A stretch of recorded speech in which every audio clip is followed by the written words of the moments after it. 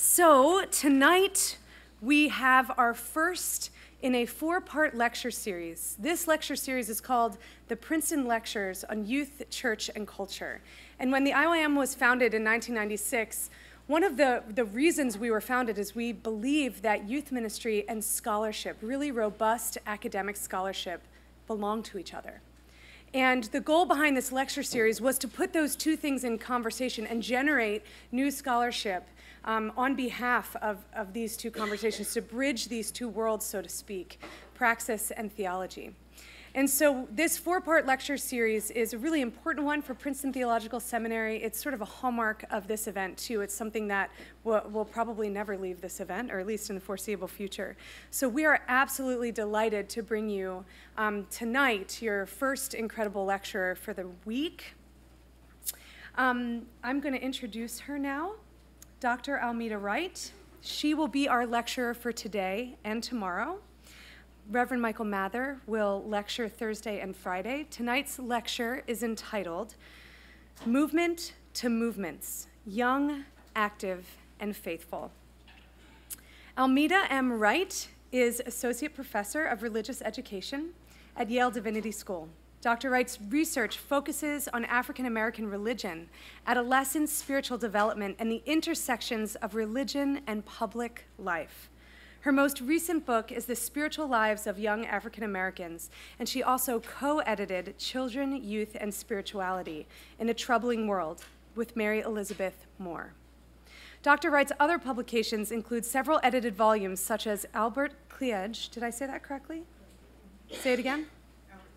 Albert Cleage Jr., and The Black Madonna and Child, and introductory essays for the Common English Bible Student Edition. So no big deal, right? I've seen Dr. Almeda Wright present before, and one of the things that I noticed is that when she stands up in front of a room and starts to share from the depths of her passion and her scholarship, everyone listens. And it is such an incredible delight to welcome her into this space. We have been fangirling her as the Institute for Youth Ministry staff from afar. But truly, her scholarship is rich, it runs deep, it connects to the experience, the lived experience of young people.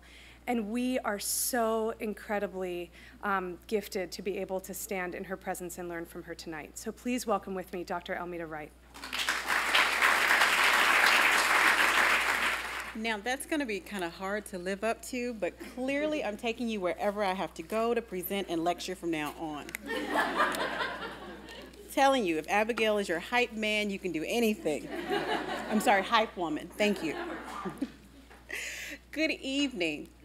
It's truly a pleasure to be here at Princeton. I work up at, this other, technical school up the street a little bit from you guys now. But it's always a pleasure to be in New Jersey. My sister is an alum of Princeton Seminary, and now she's a Presbyterian pastor in Montclair, New Jersey. So when I come here, I've been here a couple of times, but never as a student. So I'm always excited to be back on campus to hang out or to see how things are going. But not to belabor things, let's go ahead and jump into some of the scholarship, some of the stories, some of the narratives. And also I was laughing as Abigail was giving that introduction of this Princeton lecture series. When I was a doctoral student, I was so excited because I was discerning whether or not to come to PTS or go to Emory. I chose Emory, by the way. Kenda finally forgave me last week. She finally forgave me last week, finally. So we're back good like this now.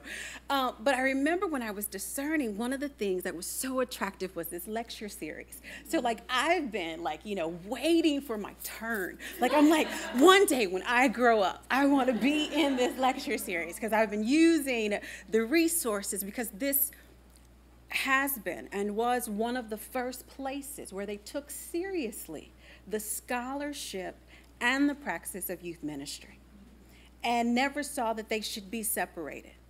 And I mean, I'm still fighting that fight.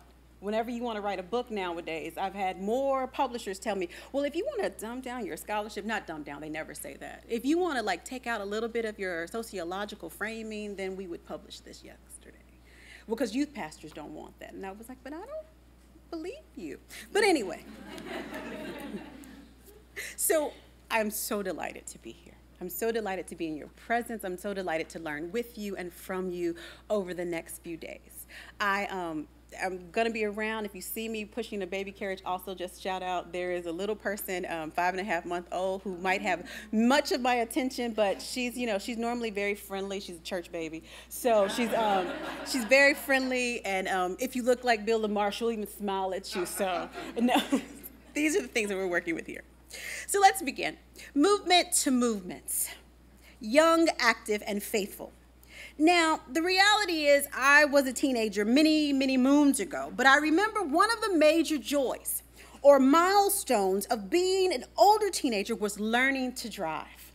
Learning to drive, asking your parents for the keys at that point in time to a Plymouth station wagon that my parents had. It was beautiful. It was brown paneling and everything, wood paneling. And I mean, there were other milestones like going on your first date or, not having to ride the school bus anymore. But many of these milestones of late adolescence were connected to driving and freedom to move and freedom to be away from constant adult supervision. And driving for me was also a major milestone because I grew up in rural Virginia. And I don't know how many of you grew up in rural areas, but it's not like the city. You don't get a subway, you don't have a bus, you can't just kind of go where you want to. Only once you got to move by yourself and drive could you have freedom. And so there was something about this milestone, something about this way of moving. And so now many of the markers of adolescence are changing and evolving as culture evolves. But this one seems to persist. This one seems to be one of the things that many youth and young adults in suburbia and in urban areas are still coming to me and still talking about and looking forward to on the one hand and dread on the other, this increased freedom that comes with growing up. Now, of course, we know that this is not the case in every community. There's some challenges and struggles, and some young people don't actually get to wait to be free. Some of them are what we used to call latchkey kids. And so there was a lot of freedom that they didn't really anticipate long before their late adolescence. But we still hear these narratives of, oh my God, I can't wait to get my license, or oh my God, I can't wait to go to high school, or oh my God, I can't wait to go to college, or to leave this hometown, or to be able to do X, Y, or Z. And it's no surprise that these things are part of adolescence. And part of the joys of adolescence because we've set them up to be that way kind of culturally, but it's also during mid to late adolescence where young people develop these abilities. Simple things that we take for granted, like increased eye-hand coordination.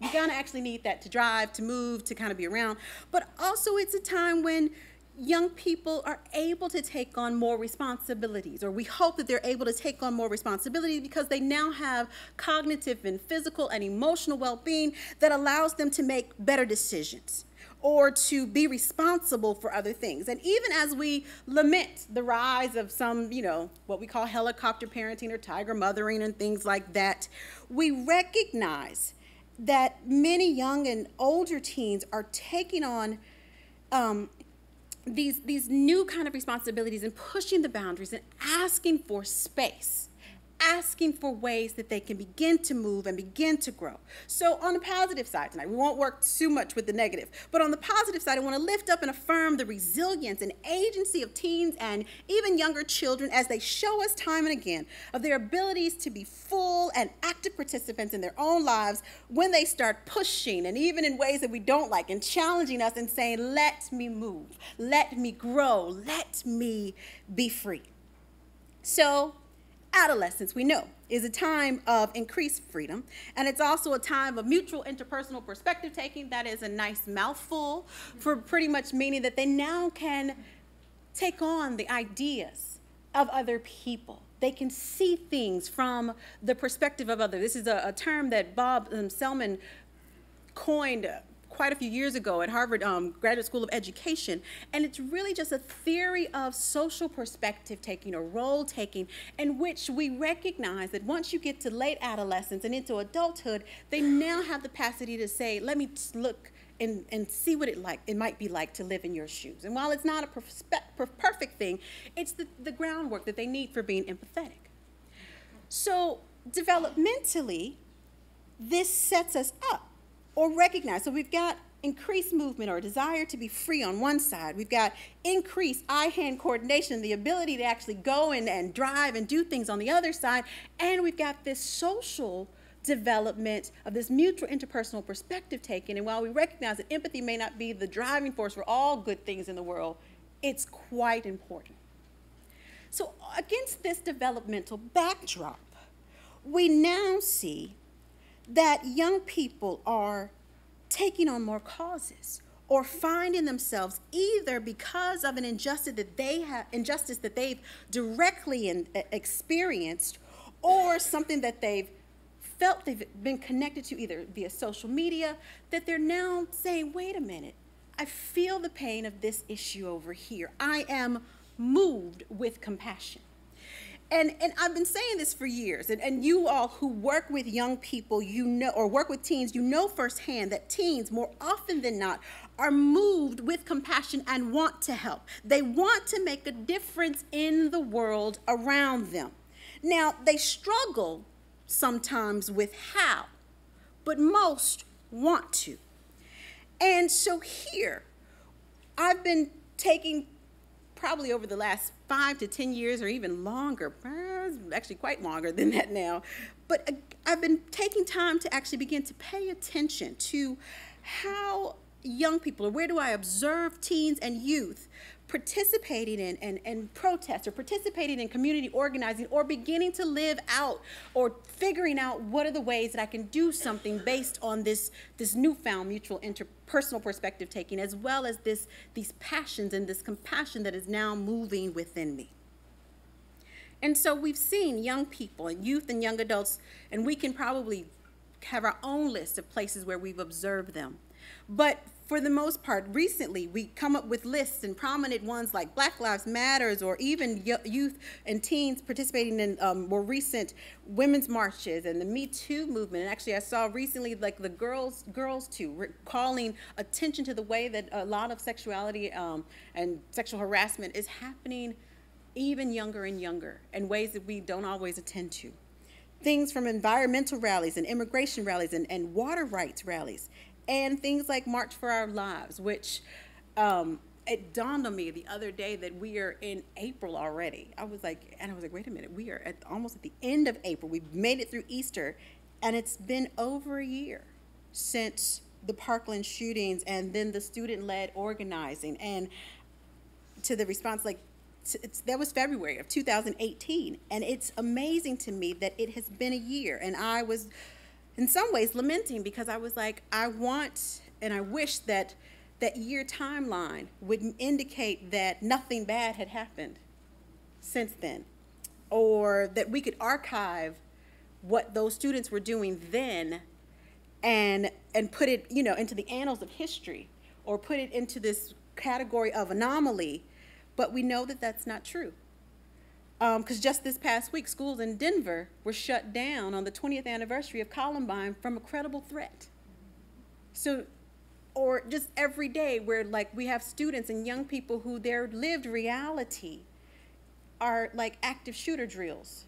I remember tornado drills growing up in the Midwest. I remember fire drills growing up in Virginia, but we didn't have active shooter drills as part of elementary or high school standard practices. And the reality is, we know that there are grieving communities and grieving yet wonderful student leaders all over the country who are part of a larger and longer set of children and youth who experience unthinkable pain and choose or are forced to, called to, compelled to respond in the form of organizing and activism around the globe and throughout history. But tonight, what I want us to pay attention to is that alongside each of these protests and alongside each of these developmental kind of hallmarks, there is a specific bodily movement. We see movement in die-ins, walkouts or sit-ins, marches, human chains and barricades, standing and kneeling. Young people move and are moved to act in particular ways that And that's something for us to try to explore more fully. And I mean, because even just looking at some of the images, this is an image from, I think this is from Harvard Medical School. So it's like white coats, I think white coats for Black Lives Matter. And then a similar die-in, Parkland students in a Publix. If you're from the South, you know Publix is big grocery store. It's like Stop and Shop or ShopRite. Or students walking out at Columbine recently. Or, again, in 2017, students protesting and rallying against another police shooting in St. Louis, Missouri. Some Canadians, for our international brothers and sisters, an environmental rally. But what do we see when we look at each of these images? Often, and I was guilty of this too, for years and years and years, I would think about the protest, I would think about the organizing, I would think about the activism, but I often would not think about the real bodies that were participating in it or what was happening in these bodies. And while these are not novel concepts, it's interesting that for so often we don't take time to look at them. And so for a while now, I've wrestled with why young people and youth and young adults are both drawn to justice work, but also how their bodies and their embodiment connects with this. And it was interesting, actually. I remember for another project, I was interviewing a young man, and he shared his experiences after hearing and reading about yet another gun-related death. I think it was right after Michael Brown was shot in Ferguson in 2014. And his words struck me. We're talking, and he says, I was so upset, and he was so angry, and he just didn't know what to do with his body. He just didn't know what to do with his body. Now, this was an interesting choice of words, because, and it struck me and made me pause because I've been there. There's so many moments in my lives that you don't know what to do, and there's a visceral, embodied set of feelings that we need an outlet for, that this particular young man needed an outlet for. There's a way also, he was an African-American young man, that he didn't know what to do with his body because he knew if he acted in particular ways, he could get in trouble himself. And so he was looking for ways to get involved or to move or to release the tension and the stress that he was embodying in ways that could be productive and not destructive. How many of us have encountered the young person who hit the wall and then regretted it because mama said, you know, whatever, or literally hit the wall? And sometimes it's because they just didn't know what to do with their bodies. Like this young man spoke of needing to do something with his body, and so he was walking and found a group of people, and they were organizing a trip, and so he says, I just got on the bus. I said, did you plan to get on the bus? He says, no, they had a bus. They were going out to Ferguson. He was in college at the time, so he could go, and he's like, and so I just left. I said, do you think about your classes? He said, I didn't care. I just said, get on the bus. He went on the bus with other college students and graduate students for the weekend. They went across the country to protest in Ferguson. And it was only when he was walking down the streets, walking and standing and protesting in front of the police station in Ferguson, Missouri, did he begin to actually say that he began to breathe again or feel some kind of actual release. He spoke to me of the ways that when he came back or was riding back, he and other friends were also looking for a place where they could reflect spiritually and emotionally on all that had taken place. And sadly, and we'll talk about this more, it's probably tomorrow, he could not think of a church space that would allow him to do that, or that would have created the space for him to figure out what to do with his body. And he wanted to create that. Now, of course, there is much, much more to his story. It's more complicated, and I write about him actually in the book, and in particular, use him as an exemplar. But I'd never really, even in writing about him in that way, as an exemplar of young Christian activism, I never really focused until I was remining some data on the stuff that he was saying about his body. So today we zero in on his choice of words regarding his body and the reality that many of our lives are directed by our bodies in good and bad ways, or they could be if we listen to our bodies, because sometimes we don't listen to them. And some of you might connect with this, or hopefully a few of you connect with this, because some people are runners, some people are pacers, some people are finger tappers or dancers or other type of kinesthetic representations of the mental and emotional processes that are taking place for us. And now I'm just going to be honest, I might be one who's known to wave her hands and or cuss a little bit. And I definitely find myself holding my tensions and my stress within my body, particularly in my back and my neck. And if it gets really, really bad, in my gut. And there are ways that we often discount this, but we need to listen to our bodies, because sometimes we need to figure out what do we do with our bodies. And we need to, particularly as youth workers, be in the positions of trying to help the young people that we are charged with caring for, charged with ministering with, to figure out what might they do in moments of crises and in this world that we have really kind of left them to deal with, what to do with their bodies in face of injustice. Now, of course, we focus sometimes, more often than not, we focus simply on the awkwardness of adolescent bodies, of the arms that sometimes look too long for a body, or the ways that one might begin to tentatively explore clothes or walking that draws attention to and often away from these newly maturing bodies. We see this all the time. That's one of the things we see. But many times their bodies appear as if they are pulsating with energy. Awkward, wonderful energy. And in adolescence, this embodiment is coupled with these increased agency, and so they can make choices. They can figure things out. And so sometimes, as the adults in their lives, we're like, why are you doing this with your body? But other times, when we look at them, we're like, if we're being generous, because I recognize some days I have generous days, some days I don't. If we're being generous, that they are demonstrating for us a freedom of movement that we haven't had in a while, or a freedom of expression, awkward and weird and not necessarily something that they might not regret. I'm so grateful, by the way, that we had paper yearbooks and not social media when I was growing up, because there's so many things that I would live to regret about the choices I was making, the movements I was making with my body at that particular point. But I digress.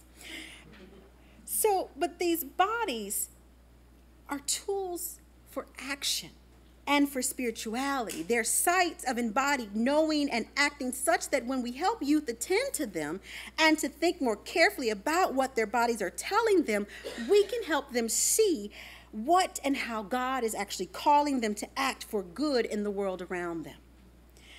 Bodies, we don't like to talk about them. So often we still want to treat youth in our ministry with them as if they are disembodied talking heads, and maybe we can get away with that when we're in places like this or in my academic context, but the reality is we shouldn't and can't get away with it even here, because young people in particular constantly remind us that this is not going to fly, that they have so many things to show and share and say with their bodies. And like the young man that I interviewed, when things happen in their lives, they're often trying to figure out just what to do with their body. Will they huddle and cry as they mourn? Will they lock arms and chant as they march? Will they lay on the ground to simulate the real deaths of people like them? Will they mobilize and organize and just take to the streets? Will they disengage and retreat to reflect? Will they sleep from the physical and emotional fatigue of perpetual injustice? So, interestingly enough, even with the rise of digital media campaigns and protests, many youth still participate in physical events. And so the question, of course, always comes up, why? One of the reasons that people are kind of honing in on is that it's happening because the impact it has on them, because there's a way that embodying change has a lasting effect on people that maybe some of their digital activism does not.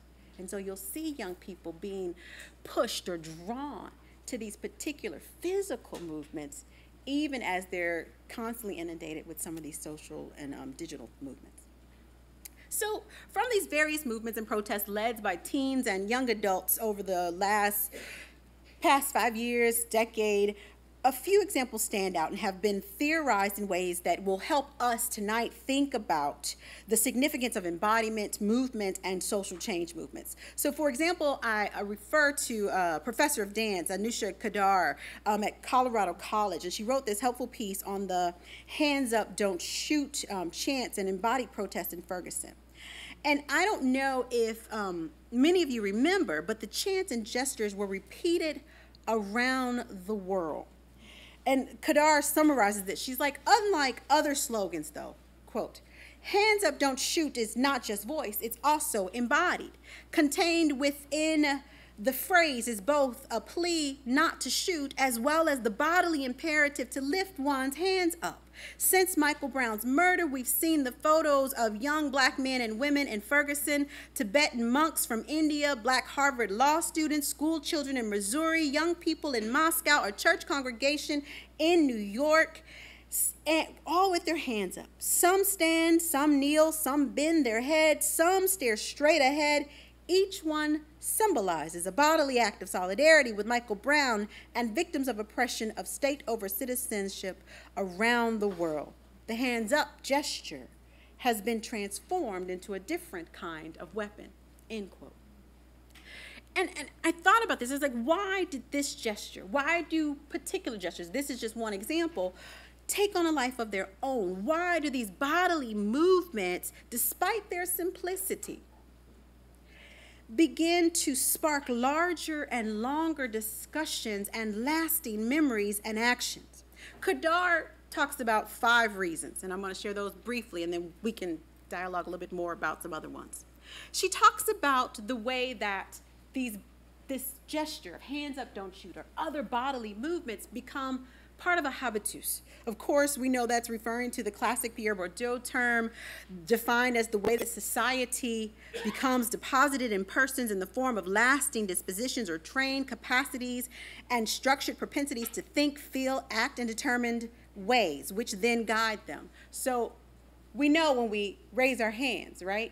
That's typically a sign. We've been trained to think that that's a I surrender sign, or a I'm not a threat, or I submit, not guilty sign.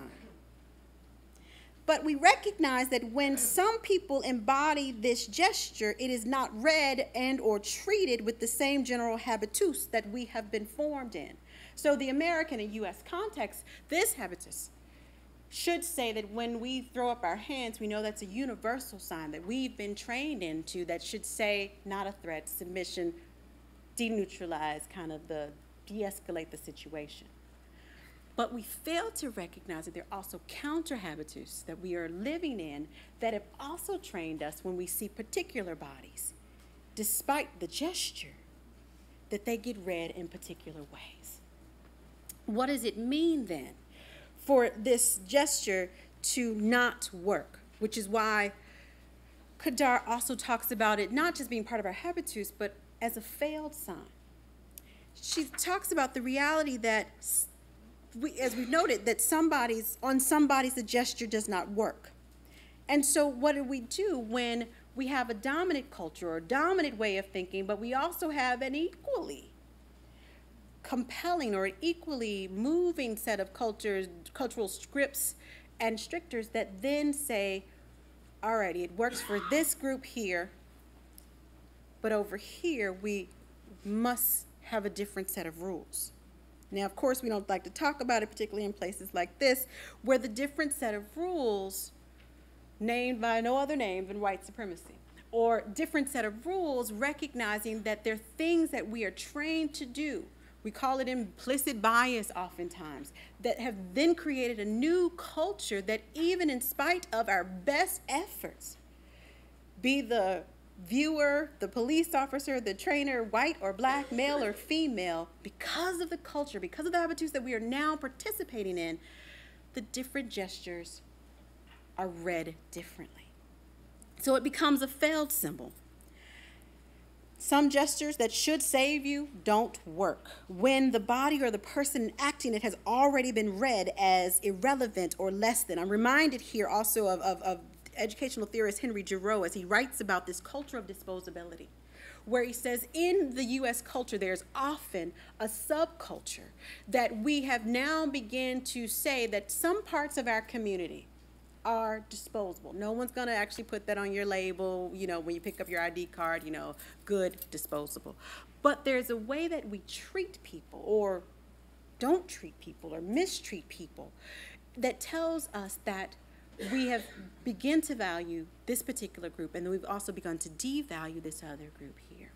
And he calls it this culture of disposability because there's a way he says that we've written off whole sections of youth and young adults, say that they have no value, nothing to contribute, there's no need to educate them or invest in them because we can now put them in this box, be it mass incarceration, be it poorly funded and resource schools, because we don't need to put anything else there. They're disposable.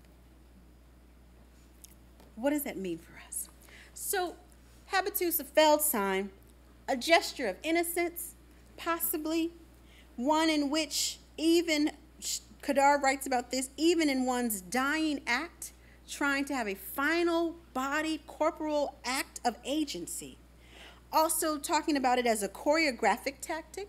So after the initial embodiment referenced to Michael Brown, it can become a tactic that Kadar reminds us that while we often want to think that protests and practices just erupt out of the body, which we have no control over by definition, like when you protest, it's like something that just comes out, it's a burst. The reality is that we know that if we've ever participated in a protest or an organized, these are highly choreographed events. And there are lots of instructions and lots of planning that goes in order to make the action successful. You don't just get up one day and say, I'm going to protest. Normally, in order for it to be successful, you at least had to call some people and say, come protest with me. Actually, I remember I used to have a professor in college, and they would protest every Wednesday, and it was just 2 of them. And I was like, I love your faithfulness, but this is highly ineffective.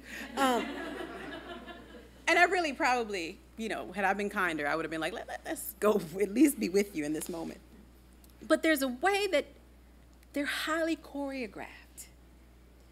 And we often, again, don't want to think about, because it almost feels sacrilege to use the choreography language with protest and organizing, but there's a wealth of scholarship that helps us to think about this now, where we are beginning to think about what does it mean for us to put bodies in particular places for maximum impact. When you think about dance on stage and theater, there's a way that we want to use our bodies or begin to embody messages and meanings so that even without words, you begin to see or feel something that is stronger and greater and more valuable, a more powerfully conveyed message. I mean, I think about many, many other examples, even beyond the Ferguson one, in which just the gesture was enough for you to be like, whoa, what happened there? And she also, the final one is that it's a choreopolitics of freedom. And choreopolitics, again, is playing on the word of choreography, but thinking about the way that there are political actions that become choreographed, from what happens on the Senate floor, from what happens in police, like the way that in protesting, there's a lot of choreography that happens in what the protesters are doing. But if you haven't noticed, or maybe you have, when the police come out in riot gear, there is strategic choreography and choreopolitics to how they line up and disperse crowds, and the type of gear and the type of movement that it's phenomenal to watch and a little kind of terrifying. But it's interesting as we think about this is that what's happening here, what they're trying to remind us here is that the body creations or bodily creations and experiences through this physical act of protest is what makes the concept of a political movement so powerful. There's a way that some movements would not be as significant if you did not have these bodily actions that would go along with them.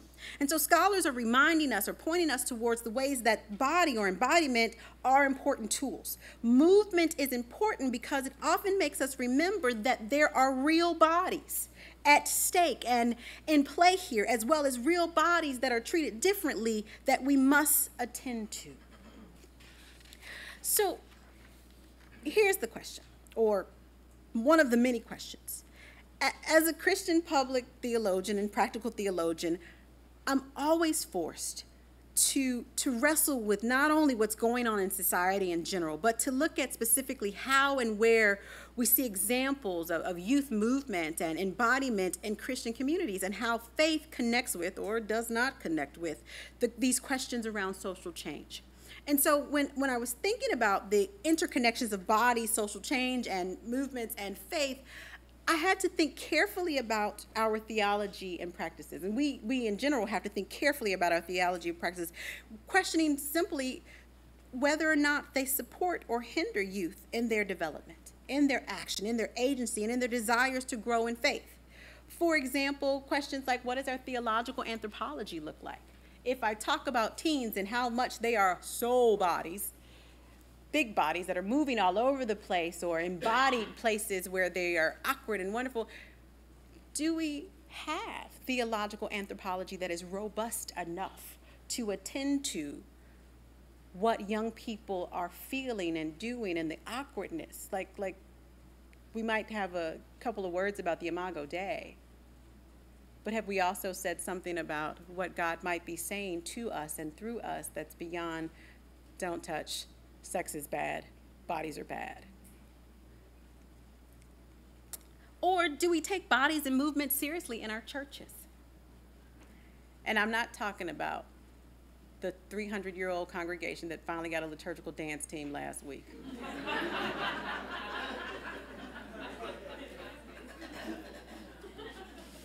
I'm not, that's not it. Or do we celebrate or think about our messages that we give around the body? For example, what does it mean when we say, your body is a temple? Is that a helpful or a harmful message? Or what does it say when we proclaim that we are the body of Christ? What does that mean? Are we living into that? And when do we employ them? Do we employ them, as my young people used to always tell me, only in big church? Or do we employ them in youth church? And in what ways? Because often that body as temple language is used to kind of police behaviors. Not as a place where we say we're trusting God to work in this body, to move in this body, to transform how we think about God in this body. So I had to go looking, because I have all these questions. I had to go looking not only for examples of youth and young adult movement and movements, but to see where and how this activism and movement was inspiring or being inspired by faith. And I looked first in my community of origin within the African American youth and the young adults to see where they were integrated. And it was interesting for me, and I write about this in the book, and there's lots more, so I'm only going to give you a little snippet today. But I found these exemplars of Black Christian youth activism. Even as we note that that's not a dominant frame that they're working out of, there were still enough of them that I was like, oh, wow, these young people are talking about God or thinking about Christianity or wanting to think about Christianity, even as they're trying to make sense of their activism and their movement. And so, interestingly enough, within this group, there were several strong African-American Christians who had vocally participated in and reflected upon the ways that their activism was strengthening and often challenging their faith and practices.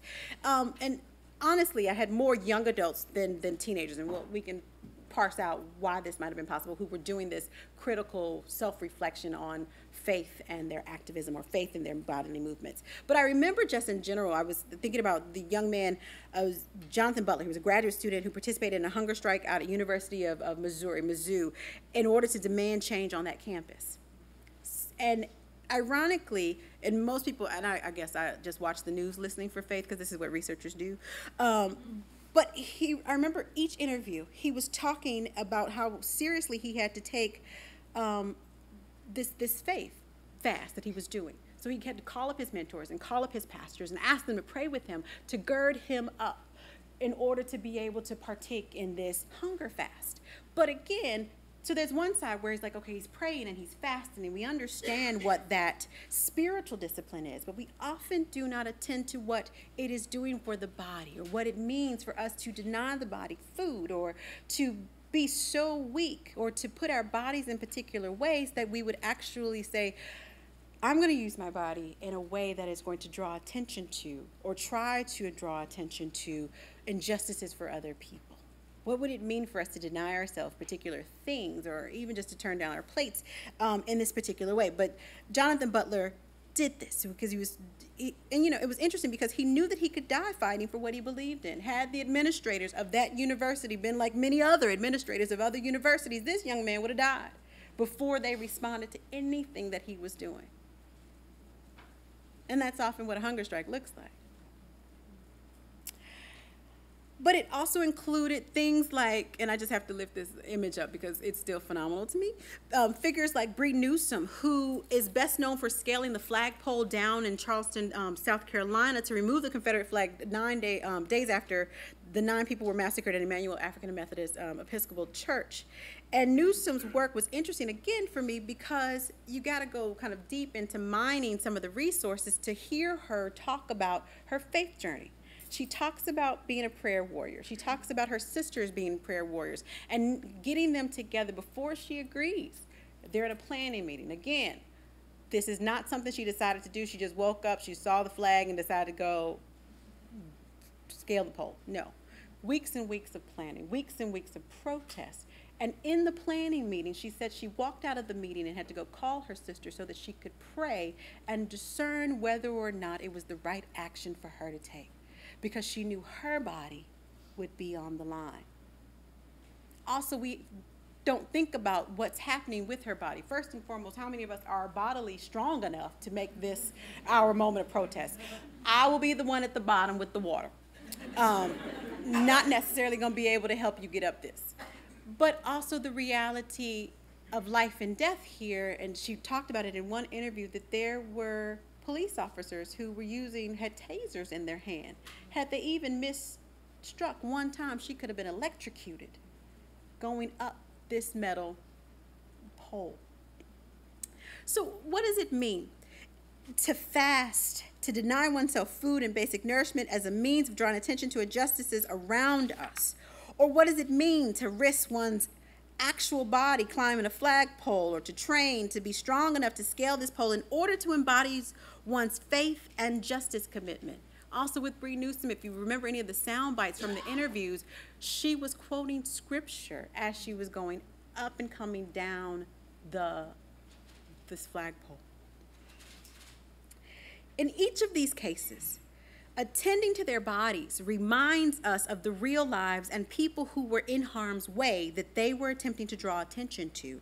But it also reminds us of the fact that sometimes people have to be willing to risk their bodies for causes, or to feel within their bodies what it means to be part of movements. So this landscape of Black Christian activism also includes many seminarians and other students across campuses and around the country who sponsored marches and die-ins and other protests against national injustices and campus racism. I remember reading even here that many people were taking to many different forums and different strategies right here at Princeton, protesting things like the names of buildings, which reflected parts of the school's offensive and often unacknowledged history. Or that groups were coalescing around issues like campus police violence, or even cultures of sexual abuse on campus. In other words, there were a wealth of examples, but also a wealth of people, particularly when the seminarians got involved, trying to wrestle with what does it mean, or what might it mean for me to think fully about this. And interestingly enough, I kept hearing language of active faith. That I want active faith, or faith that is willing to be moved or moving. Now, of course, I love that. And initially I was like, yeah, that's exactly what we need to be. But it also was a reminder in some ways, or made me wonder, isn't that redundant? Shouldn't our faith already be active or embodied? But the reality is, I guess the need to put the adjective on there was a reminder that many Christians need to be reminded of the fact that we're not always doing it. And of course, we recognize historically this probably comes out of the fact that we've tried to reduce faith to belief. If you just believe these particular truths, then you're all right. But in order for us to think about what's happening in our bodies and what it means for Christians and Christian young people in particular to have this embodied active faith that is concerned about the world and justice, then we need to reclaim this active dimension of our faith. We need to begin to recognize that to be faithful or to have faith should never be constituted as a passive state or a state of inactivity. And I believe that, for me it is, and I pray for you that there's much more to faith than simply believing certain truths or praying that one might be okay in the sweet by and by. Faith should always be active. It should be something that causes us to do something. It should be a way that we live the beliefs and truths, or points to the reason that a relationship with Christ or one another transforms the core of who we are, but also how we move in the world. And so many youth and young adults that I've interviewed have been looking for language, and some of them have strapped onto this language of active faith, but they're also wrestling with how their faith connects with justice work and the activism that they also feel called to. And I remember on several occasions, once I'd found young people that I wanted to lift up as exemplars, having them push back and say, but Almeda, I don't know. Like, I'm still struggling. I'm not sure if this makes sense, because while this is the way that I feel led to move, I don't always have the language and or the community that is affirming that this is what faith looks like. And some of them felt that I was being too generous. They're like, no, you're giving me way too much credit, saying that I am an exemplar of what this looks like to integrate this faith, or to think about how I'm moving and how this justice is working, and that I'm a model for other young people. But what they were also saying is that this is hard work. The reason that we have to have campaigns or have to have reminders that faith must be active is that that's much more difficult than the passive faith that says, I've got my 5 truths, my 5 fundamentals, my 5 core beliefs, and as long as I've got them neatly wrapped in this box and I can put them on my shoulder as a badge of honor that, tells me that I'm a part of this exclusive members-only club, I don't have to do anything else except for wear them.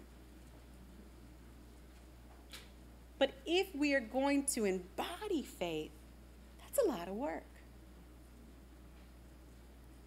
That means that when we get up every morning, we're not just making choices to have, quiet time and reflect, but that what we say or how we live or where we go or what we do and what we actually commit to or don't commit to must reflect this as well. So, and I'm going to have to stop here for a second. We're looking at time. I'm like, it's 8:06. How did we get there already?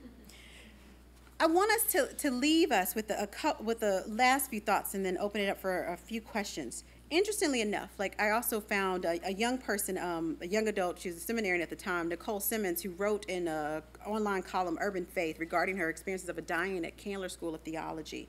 And one of the chants there was, this is what theology looks like. A parallel of this is what democracy looks like that used in a lot of other protest movements. And I thought about that, and I'll end here. And I was thinking, that's a great chant, but what do we mean by that? Does theology look like causing people to pause and truly feel in their bodies the cold concrete on one's back for minutes or hours, replicating and calling attention to the ways that other unarmed people have died? Does theology look like the feelings of awkwardness as one is not sure what to do or feel, as one mind begins to wander while lying on the ground, knowing that I personally have a choice to be here, but others did not, and so any discomfort I have or that I'm feeling pales in comparison? Does theology look like doing the intentional work of trying to make sense of faith, or demanding that our faith leaders address issues of injustice from pulpits and in streets, and that I too begin to embody it. And it's been fascinating to go into this, but for me, it's also an ongoing kind of project and an ongoing struggle, because the question then becomes, how do we take this amazing work that I saw with many of these young adults and begin to translate it into how we train or how we rethink the ministry that we do with young people every day? Or even as we read the blog post, or even read or hear the choreography, and even as you sit and listen to this lecture, what will youth group look like next Sunday night or Saturday morning, in light of the fact that there's a faith that calls people to do more than be passive bystanders? So let's stop there.